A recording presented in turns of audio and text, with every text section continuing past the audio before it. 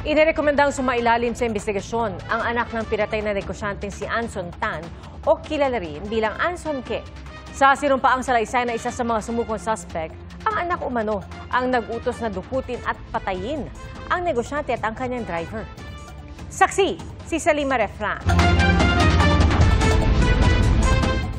Sa isinumiting referral ng PNP Anti-Kidnapping Group sa Department of Justice noong April 19, may 6 na pangalan silang inirekomenda para sa preliminary investigation kaugnay sa pagkidnap at pagpatay sa businessman na si Anson Tan na kilala rin sa pangalang Anson Ke at sa kanyang driver. Kabilang sa kanila ang isang Rongshan Gao o Alvin Ke na 42 taong gulang na ayon sa isang source sa PNP ay kaisa-isang anak na lalaki ni Tan. Habang nasa kamay ng kidnapper si Anson Tan, ang anak na si Alvin ang nagsilbing negotiator ng pamilya. Ayon pa sa police report, si Alvin ang nagbayad ng ransom sa mga kidnapper. 10 milyong piso ang unang inilagak sa isang cryptocurrency account noong March 31, 2 araw matapos makidnap si Tan.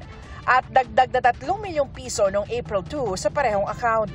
Pero kahit bayad na, natagpuan pa ring patay si Tan at kanyang driver noong April 9 sa Rodriguez Rizal. Kasama sa isinumite ng PNP sa Department of Justice ang affidavit ng suspect na si David Tan Liao, 48 taong gulang na tumong Fujian, China. Si Liao ay sumuko sa pulisya matapos may maarestong 2 suspect sa Palawan noong mahal na araw.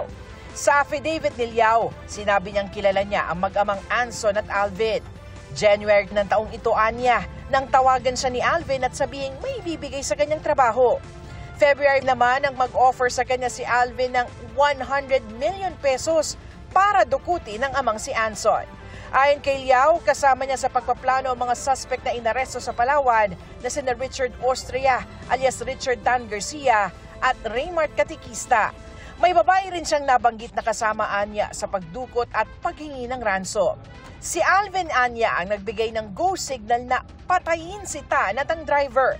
Ayaw magbigay ng pahayag ng pamilya Tan sa ngayon. Sa preliminary investigation kahapon, sinabi ng abogado nila na gusto nilang maimbestigahang mabuti ang kaso. Meron sila kasing ini-implicate na ibang tao na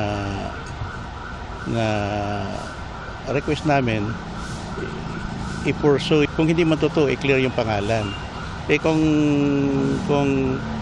totoo man, dapat malaman yung totoo. Patuloy na kinukuha ng GMA Integrated News ang panig ni Alvin Ke.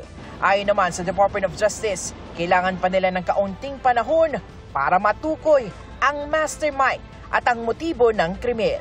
Give us around 20-25 days. It will be done. It might pull off a surprise. Baka kagulat-gulat ang lumabas. Para sa GMA Integrated News, Salima Refran, ang inyong saksi. Mga kapuso, maging una sa saksi. Mag-subscribe sa GMA Integrated News sa YouTube para sa iba't ibang balita.